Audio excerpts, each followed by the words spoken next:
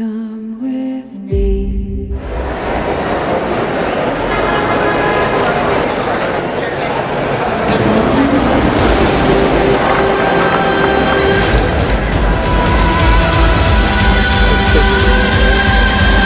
It's my pleasure to introduce the moderator of this panel, Mr. Chris Hardwick.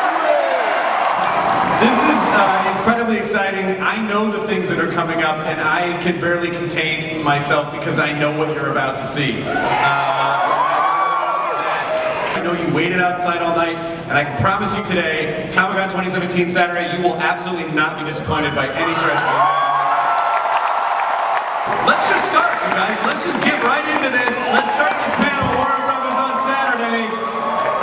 Start the thing and the effects and the business. Here it comes. Here it comes. Here it comes.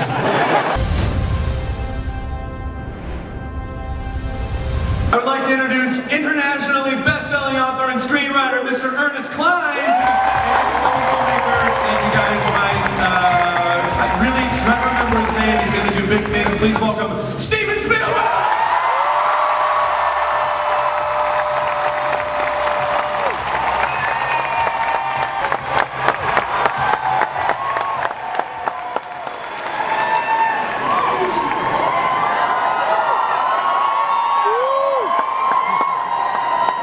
Gentlemen, Hall H, gentlemen. Steve, you must have been to Hall H before. You've been in here before, haven't you? You've been here twice before. Are there microphones? Twice. Oh, good, excellent. Ernest, you and I are almost exactly the same age. Your book was essentially a diary of my life. Can you just talk about what this means to be here on stage at Hall H with Steven Spielberg, who has directed your movie? Wow, well, that's a tall order. Well, like I'm sure a lot of people in this room, I grew up watching this man's movies and studying them, and they're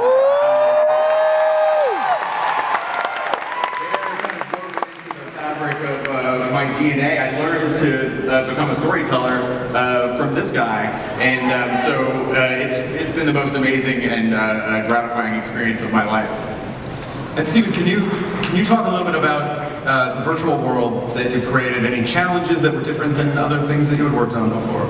Well, the virtual world was it was amazing. When I read Ready Player One, when I read Ernie's book, it was like the most amazing flash forward and flash back at the same time to a decade that I was very involved in, the 1980s, but to a flash forward about a future that I think is out there awaiting all of us, whether we like it or not. And you know, the creation of a virtual world took almost 2.5 years of preparation to result in what will result at the end of March of next year. And when you read the book, did you instantly feel challenged by this? I mean, do you still feel challenged at this point in your career? I mean, do you ever just wake up and you go, it's Steven Spielberg? Oh, that's a mirror. Like, does it ever? No, I read the book and I said, they're going to need a younger director.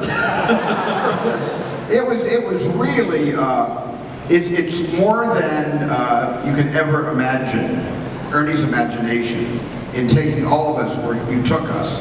And I had no idea at first how I was, as a filmmaker, going to get any of you there, but he was the guy. He was the handbook for doing that. Excellent. So I assume because this is Hall H, because it's Saturday and you're here, do you have some footage that you can share with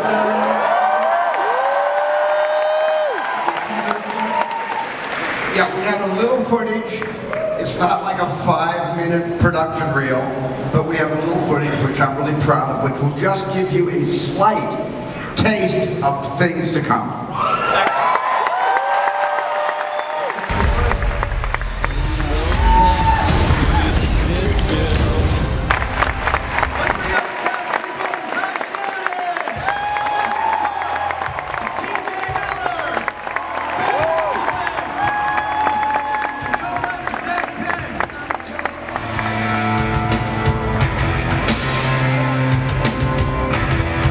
was mine to love for him.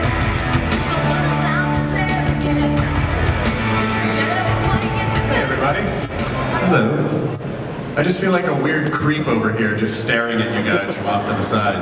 But Zach, let's talk just really quickly. Let's talk about the job that you guys had taking this novel and turning it into a movie. Because obviously, when people read a book and it's very personal to them and they sort of project what they see, what were some of the challenges and how did you guys go about being able to take that onto the screen? Wow, well, it was super easy. I think Stephen would back me up in saying this was the most complex, it's definitely the most complex movie I've ever worked on, and I think Stephen might agree with me. There's so much material, there's so much stuff in the book that you can use, that just to find a way to winnow it down and tell a story that can fit into a reasonable length, so that's not 11 hours, that in itself was a challenge. But to be honest with you, I thought, well, this will never happen. We're never going to be able to make this movie because we need like Steven Spielberg to direct it or do it. And to be honest with you, when they told me they were going to send it to him, I was like, oh, he's never going to do it. So yeah, that made everything a lot easier. That really helped to get the only guy who could make this movie to direct the movie. Yeah. Tye actually has a VR production company. Is this correct? Yeah. And what are you working on right now? Oh, you can't say? No, I mean, I was obsessed with virtual reality when I heard about this project, and I was like, oh, holy shit. Steven Spielberg doing a VR movie. I can't wait to see that. Yeah, and so I mean, just to be even involved in the smallest increment, I think I'd have been so fortunate. But you know, now here we are at Comic-Con, and I'm so happy to be here with all you guys.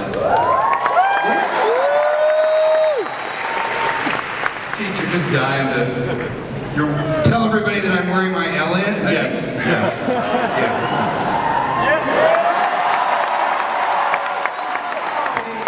Steven Spielberg, and I always refer to him as his full name. Steven Spielberg will, he doesn't like to reference, like in a meta way, his own movie so much, so I dressed up as sort of with Back to the Future shoes.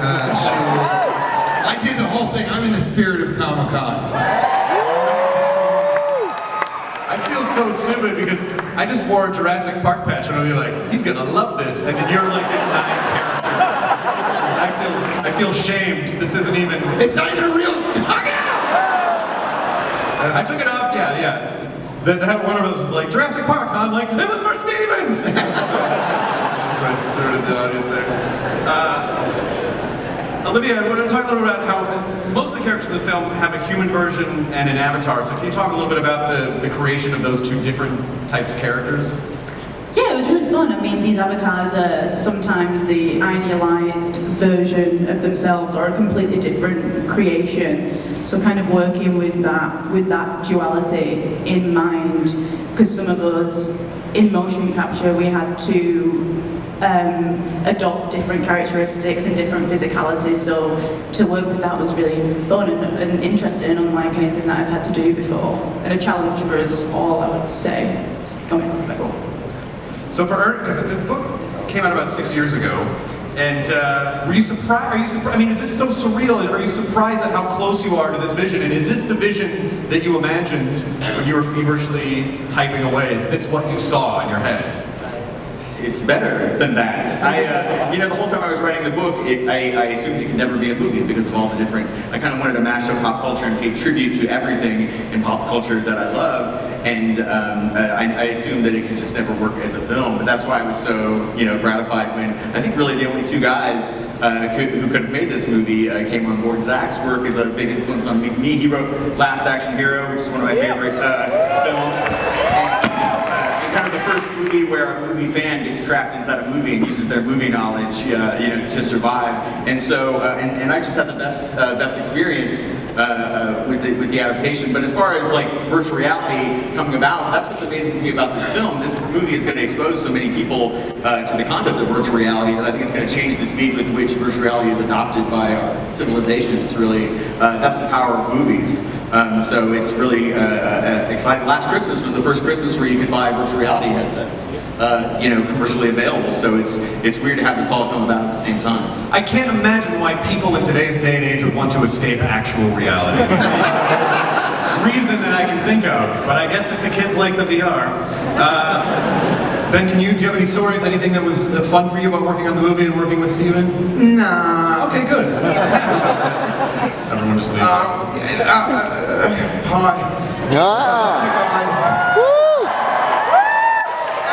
It's awesome. I mean, if you turn up to work and Steven Spielberg is your boss, come on. Everything else is just gravy after that. We have some time for audience Q&A. If you guys want to ask a couple of questions, we have just about 8 minutes or so. Hey, Mike! Hey! How you doing, buddy? Guys, my question is, I saw some of the iconic video game stuff, and is Sinistar going to be in the game? Because I do a good Sinistar. I hunger. Sinistar. Yeah. I don't know if Sinistar made it in, man. But you could probably see one of the ostriches from Joust in the teaser, exploding and turning into an egg. There's so much video game stuff, classic video game stuff in this movie. It's gonna make me happy. Well, nothing's stopping you when you watch the movie from just sitting there and going, I am Sinistar. Good to see you, man. Hey, what's your name? My name's Luis. What's the question? So my question is for the art. Just when you wrote the book, this was before VR became a very popular thing. So how does it feel knowing that VR is pretty much becoming an almost thing already? It's really. No, it's not. There's a guy right behind him that question from that guy. Nobody's laughing there. Go ahead. I'm sorry, what was your question again? So pretty much, your book was the forefront for modern day VR. So how does that make you feel that you pretty much wrote the blueprint?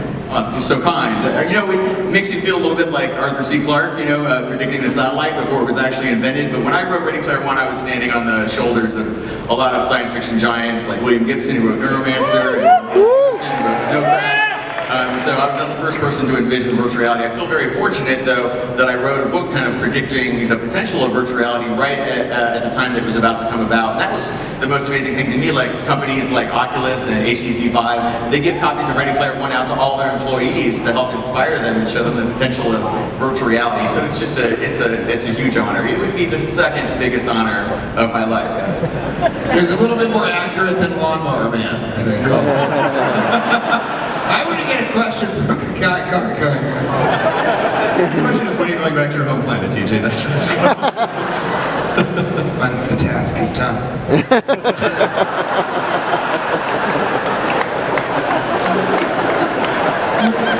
That's it.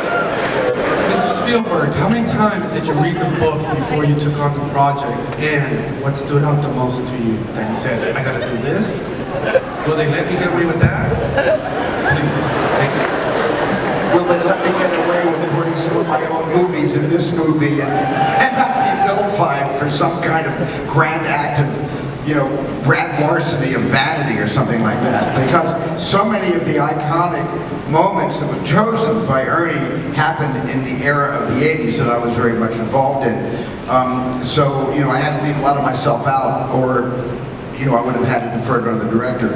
But for me, the thing that really made me want to tell the story, more than anything else, was the amount of, the kind of world that 2045, 44 gives to people, which is so dystopian and so much, people are leaving the country.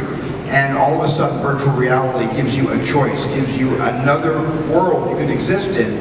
And you can do anything in that world, anything you possibly could imagine, because there are haptic suits that haven't come on the market yet that give you a kind of feedback that approximates touch, sensuality, and pain.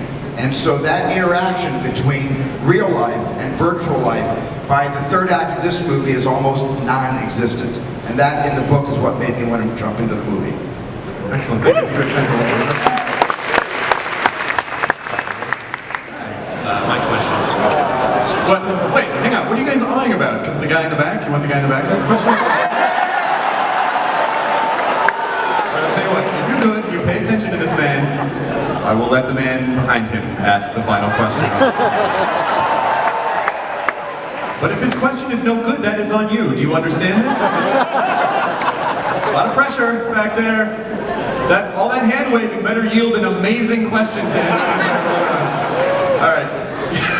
From the footage, you saw, like we saw DeLorean and the Tron cycles. Like, what exactly, like, was the inspiration for you to be like, I want this thing and this thing right next to each other for that scene? Well, a lot of it's in the book. I own a DeLorean. I drive a DeLorean because of this. When I first met Steven, I brought the glove box lid of my DeLorean to the meeting and pulled it out and asked him if he would sign it, and he did. And then I asked him, have you ever signed a DeLorean before? And he said, no. And I said, do you know who the only guy in the world with a Steven Spielberg signed DeLorean? And he said, that's why it's so amazing that it ended up in the film. But a lot of it, a lot of things that are maybe major events in the book will only be mentioned briefly in the movie or be in the corner of a frame, but all of it's still in the spirit of this in the book. And that was what was one of the most fun parts of the production for me, was having hearing Steven and Zak and other people on the cast come up with ideas of things to insert in the film, and then because it's Steven, most of them said yes, and so they ended up like, how amazing is it to see the Iron Giant? The Iron Giant is a real major player in the story. So we'll let this guy ask a question, but I also want to give a shout out. If you haven't read Ready Player One, you absolutely should, or listen to the audiobook, which is narrated by my dear friend Will Wheaton, and he doesn't know things out. He doesn't want to ask a question? So you just want to sit back there and kind of co-host. I'm totally up for that, my friend. You can sit back there and co-host as much as you want. That's all the time we have for questions. I would like to thank everyone up here. Ready Player One opens March 30th.